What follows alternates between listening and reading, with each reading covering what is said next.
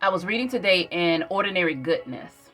The author stated that it's hard to hear heaven's message if our lives are full of earthly static. It's hard to hear heaven's message if our lives are full of earthly static. Let me see you smile while you work. Let me see you smile while you work. While you work. While you work. Put in that work. So, I've been thinking about deep listening and the value of deep listening. Often, as a speaker, we place emphasis on getting our message out. But what is really driving the message are the words that we've heard.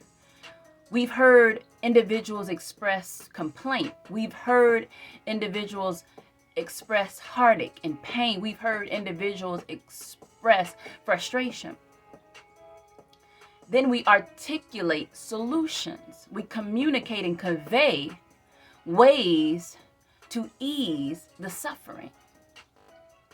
So if you want to be a better speaker, it starts with deeper listening. And something that I do in my personal life, as an example, on my lunch break, I sat on my porch, Indian style, on my bench, and just listened and named everything that I could hear with my eyes closed.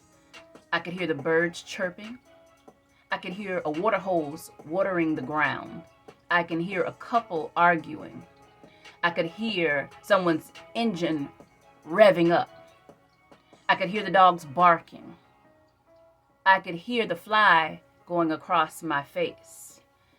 I could hear so many things that if I weren't intentional, I'd miss. And it's the same thing when we sit in the presence of others to make a choice to listen deeply. I saw a quote yesterday that said, "Listen like a rock with ears."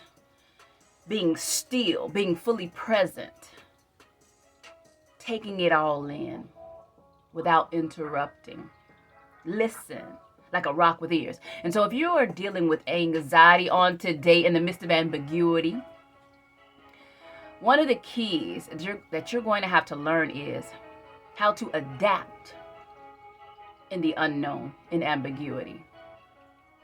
How to practice acceptance in ambiguity, meaning letting go of what you cannot control.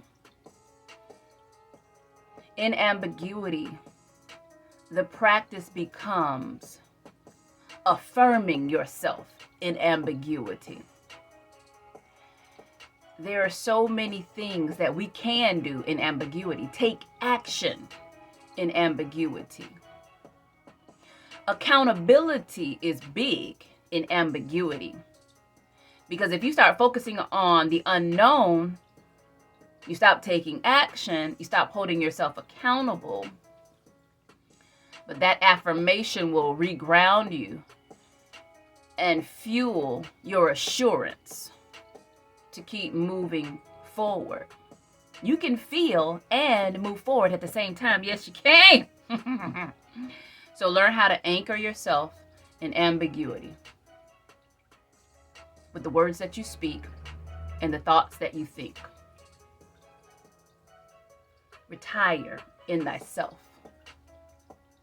and put in that work, put in that work, put in that work. But while you work, don't forget